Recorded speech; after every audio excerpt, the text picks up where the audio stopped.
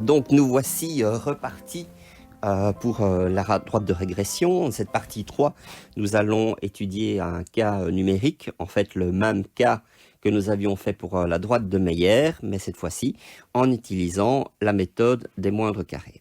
Alors, à la leçon précédente, nous avions trouvé les formules qui permettaient de pouvoir trouver la pente à partir de la variance en x et de la covariance, le deuxième étant divisé par le premier, et comment trouver le terme indépendant, donc l'origine à l'ordonnée, à partir donc des moyennes.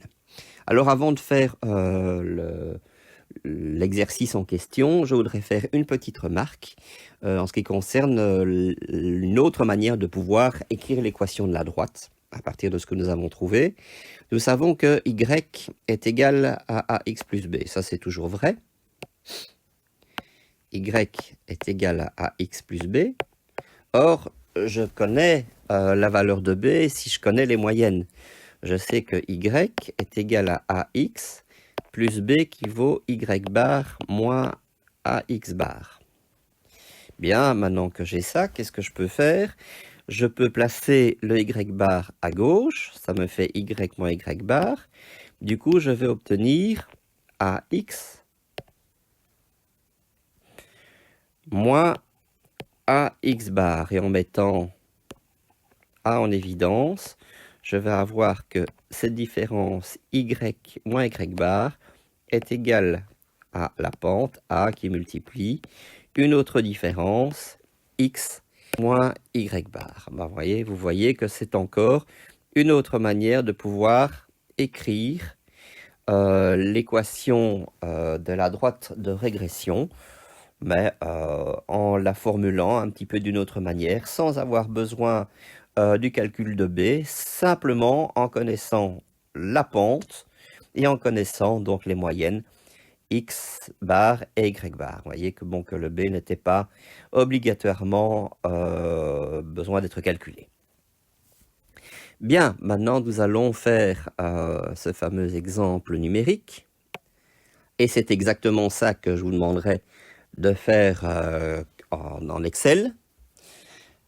Première chose qu'il faut faire, c'est bien sûr calculer les moyennes, puisque on va à chaque fois devoir calculer les écarts. Les écarts en x, xi moins x bar, les écarts en y moins y bar. Tout cela me rappelle des souvenirs qui démontrent bien que l'on refait de nouveau à chaque fois la même chose. Donc, première chose, c'est le calcul de la moyenne en x, dans x bar.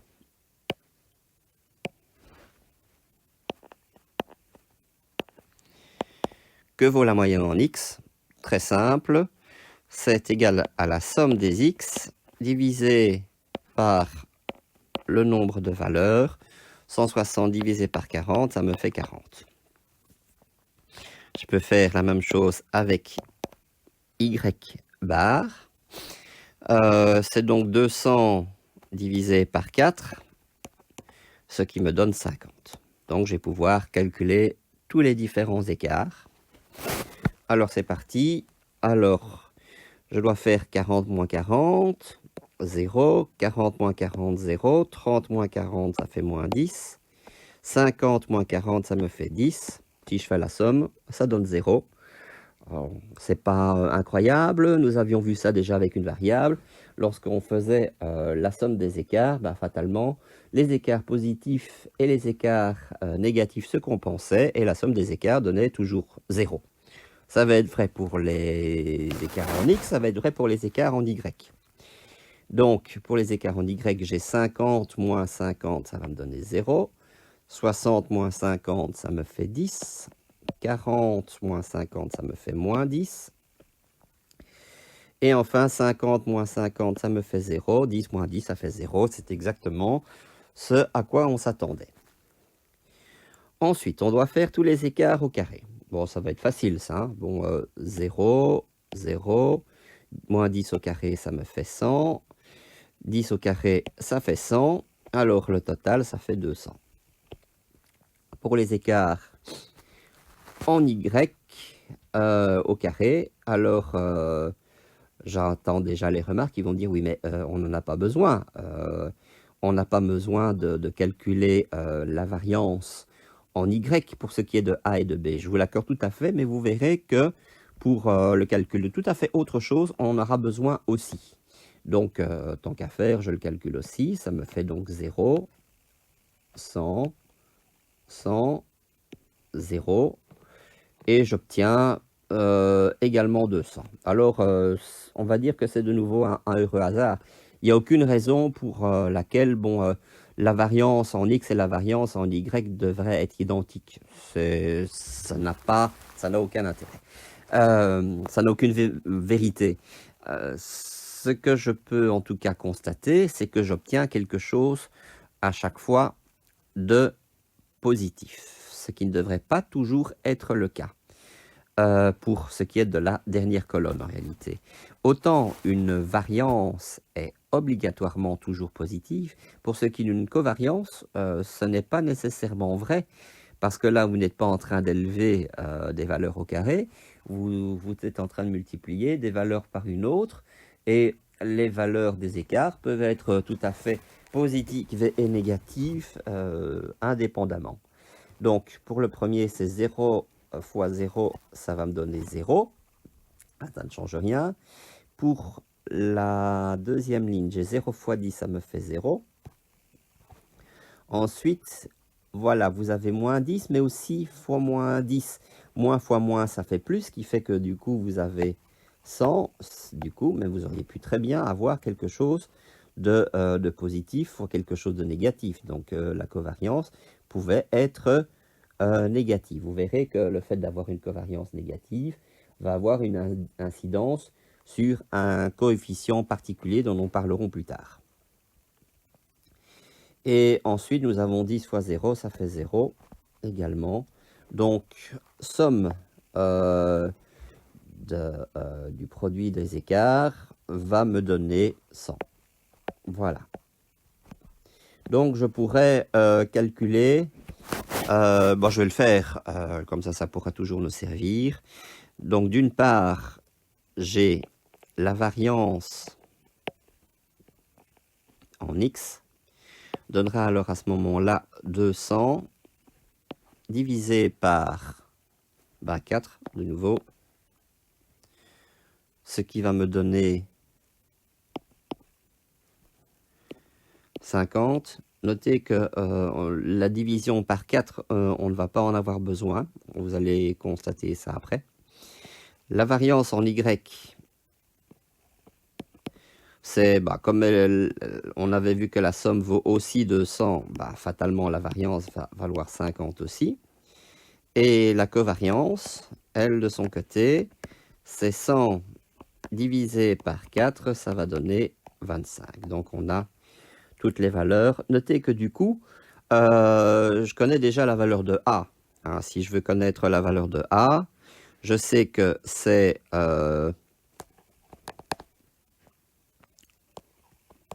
la covariance divisée par la variance, ce qui me donne 1/2. Et vous vous souvenez peut-être qu'avec la méthode de Meyer, c'est bien 1/2 que nous avions trouvé. Alors, si nous examinons le calcul qui avait été donné avec la formule de départ, si je fais A est égal à, donc la covariance divisée par la variance en X, ça me donne bien 1/2. En utilisant la plus grande formule, la somme des xi moins x bar fois yi moins y bar, en réalité, c'était quoi? C'était tout simplement la somme que nous avions obtenue tout en dessous de la dernière colonne, c'est 100, que l'on divise par la somme des écarts au carré, c'est-à-dire donc 200. Et ça également, ça fait aussi 1/2. Donc vous voyez que en me basant sur le tableau, il me suffisait tout simplement de faire 100 divisé par 200 et j'obtenais également 1/2. Je n'ai plus qu'à calculer B, ça va se faire très facilement.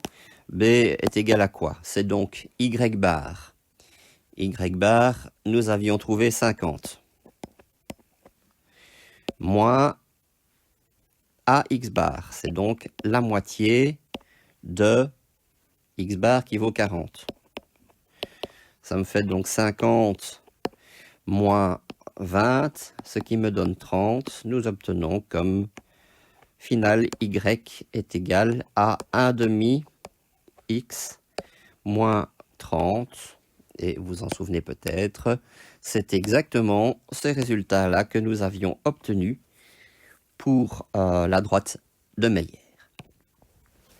Alors avant d'aller plus loin, je voudrais faire une petite remarque concernant... je vais prendre un ancien tableau que nous avons utilisé, le tableau A pour l'étude statistique à une variable. Et en fait, ce ne sont que les résultats qui m'intéressent. Nous avions trouvé... dans ce tableau, nous avions trouvé la somme des NJ, XJ qui valait 201.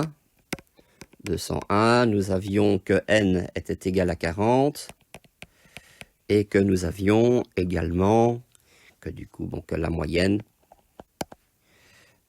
c'était 201 divisé par 40, ça nous donnait 5,025. Ça doit vous rappeler des souvenirs. Supposons maintenant que nous ne parlions absolument pas d'ordinateurs qui étaient fondus, mais plutôt n'importe quoi, des longueurs de poutre, par exemple. Alors ces longueurs de poutre pouvaient très bien être, dans ce cas-ci, puisqu'on avait de valeurs de 3, 6, 15, 35, on va dire que qu'on avait affaire à des mètres, bien que, non pas c'est 35, ça allait jusqu'à 7, des valeurs des poutres de 7 mètres, c'est assez conséquent. Mais peu importe, c'est juste pour l'exercice. Supposons que nous avions donc des calculs en mètres. Donc, nous avions alors à ce moment-là la somme des NJI donnait 200 mètres et donc la valeur moyenne donnait alors à ce moment-là 5,025 mètres. Et ensuite, en faisant tout le calcul, nous étions arrivés à un écart type qui va avoir alors à ce moment-là 2,65 qui va avoir en réalité la même dimension. Où est-ce que je veux en venir? Eh bien, c'est que si maintenant, au lieu d'exprimer ça en mètres, mais que je veux exprimer ça en centimètres, du coup, je vais avoir des valeurs qui sont différentes de manière abstraite. Je vais avoir, alors, 502,5 cm ici, et là je vais avoir 265 cm pour ce qui est de l'écart type. Donc vous voyez, on n'est plus avec une petite valeur de 2,65, on est avec une valeur de 265. Donc vous voyez que les valeurs peuvent dépendre de l'unité. Alors c'est pour ça que souvent en statistique, on aime bien utiliser ce qu'on appelle des valeurs réduites.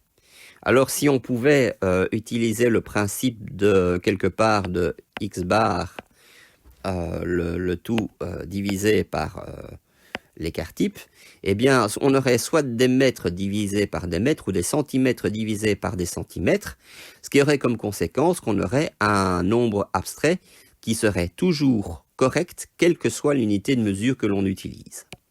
C'est ainsi que vous trouvez par exemple ce qu'on appelle le coefficient de variation, qui est la fraction contraire. Vous avez S sur X bar. Mais moi, ce qui m'intéressait surtout, c'était cette fraction-ci, et en divisant S, non pas uniquement, X bar uniquement par S, mais de faire ceci, c'est de faire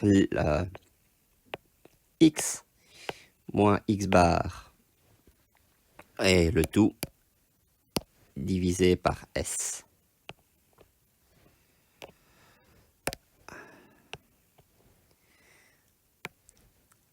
c'est ce qu'on appelle une valeur réduite. C'est quelque chose qui est fort utilisé, même en probabilité. Là aussi, je vais faire la remarque de la remarque. En probabilité, on tombe exactement sur le même type de paramètres, mais la notation est changée. On préfère utiliser alors à ce moment-là des lettres grecques, ce qui fait que bon, on va dire que la moyenne qui vaut une certaine valeur m, on peut la noter m, eh bien en statistique, on l'appelle espérance mathématique et on la note mu. Vous voyez, c'est la même chose, mais avec une lettre grecque. De même, lorsque on utilise l'écart type ou même la variance, eh bien alors à ce moment-là, on préfère utiliser la lettre sigma, qui est donc le S grec. Tout ça pour signaler aussi que beaucoup de professeurs de mathématiques utilisent les symboles les uns pour les autres sans vraiment se préoccuper de leur symbolique. C'est pour ça que dans beaucoup d'ouvrages, vous allez trouver cette espèce de mélange où on va par exemple dire que la moyenne c'est M et que l'écart type c'est sigma. Bon. Alors pourquoi est-ce que je voulais vous montrer cela? C'est pour vous donner une petite introduction à une formule qui est très très complexe et qui n'est pas démontrable en réalité.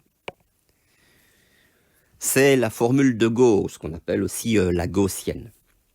Alors tenez-vous bien parce que la formule en question est quand même fabuleuse. Alors on l'appelle la loi normale, qui s'écrit comme ceci. Donc, la loi normale, qui va donc dépendre de la moyenne et de l'écart type, est égale à 1 sur sigma, l'écart type racine de 2pi, multiplié par l'exponentielle de moins. Alors voilà, on y vient. X moins mu, le tout divisé par sigma, alors au carré, et je devrais mettre le 1/2 devant, donc du coup ce qu'on fait c'est mettre comme ceci. Voilà, et vous avez le x moins mu sur sigma, donc ce que nous avions ici, qui correspond exactement à ce qu'on appelle la valeur réduite et dont je vais avoir besoin dans quelques instants. Voilà, vous vous souvenez bien entendu de l'écriture que je viens de voir avec vous. Y moins y bar est égal à a fois x moins x bar.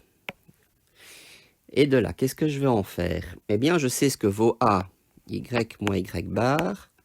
C'est égal à la covariance divisé par la variance en x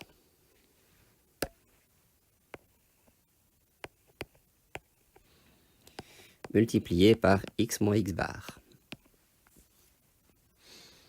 Bien, alors, je continue. J'écris toujours y moins y bar est égal. Je vais mettre ma barre de fraction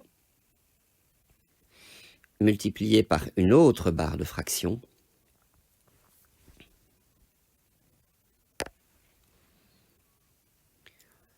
donc S xy. Alors, la variance, c'est Sx multiplié par Sx. L'écart type au carré. Multiplié par x moins x bar. Vous voyez, on a une valeur réduite. Puisqu'on a une valeur réduite à droite, bah autant l'avoir à gauche. Donc ça veut dire que si je divise ici par l'écart type en Y, bah, il faut que je divise de ce côté-ci par l'écart type en X. Voilà. J'ai obtenu une autre valeur un peu particulière qui m'intéressait justement particulièrement, c'est celle-ci. Je vais bien l'entourer, tiens. Voilà, celle-ci. Voyez, donc, j'ai un nouveau paramètre. Je vais lui donner un nom à ce paramètre. Je vais le noter petit r. Dans certains ouvrages, ils préfèrent le R majuscule, ça n'a pas beaucoup d'importance. Est égal donc à ce que je viens de trouver ici. Donc, une belle barre de fraction, où je dis que ça, c'est égal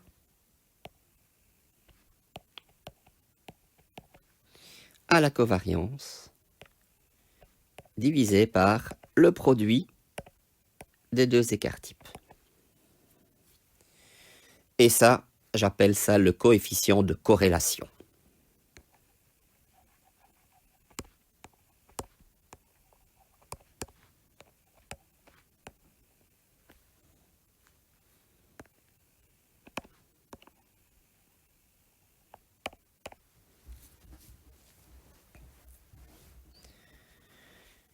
Alors, il y a vraiment quelque chose d'assez particulier, ce coefficient de corrélation.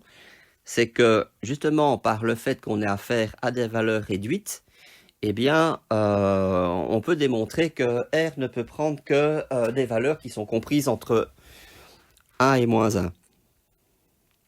Donc, on a ceci.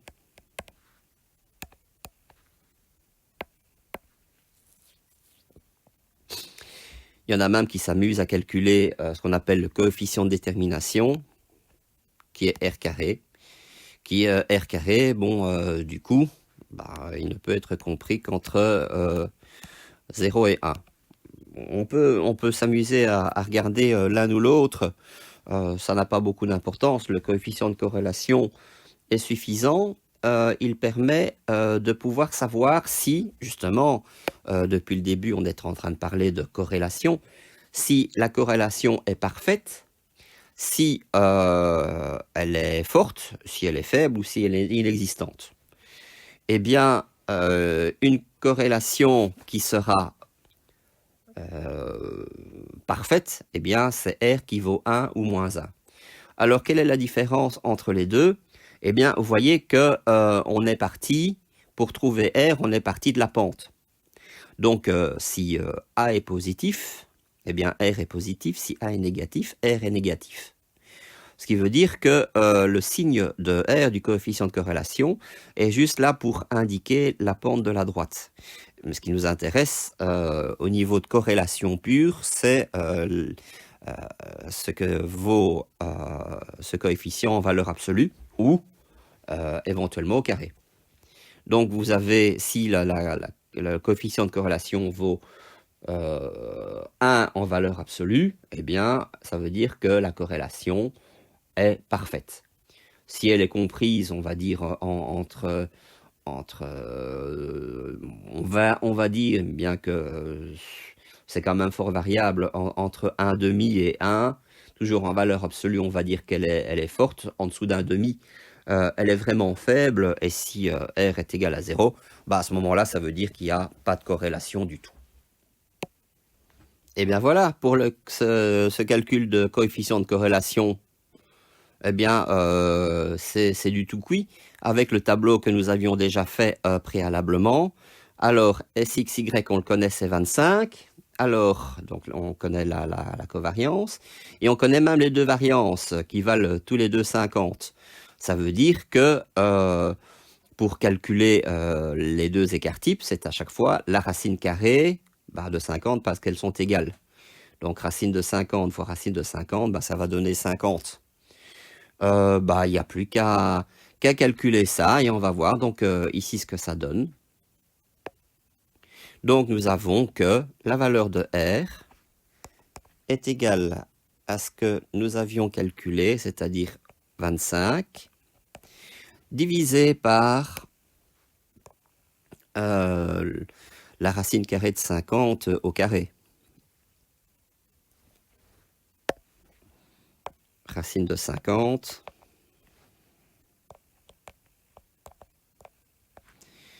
fois de nouveau la racine carrée de 50. Ça me fait donc 25 sur 50.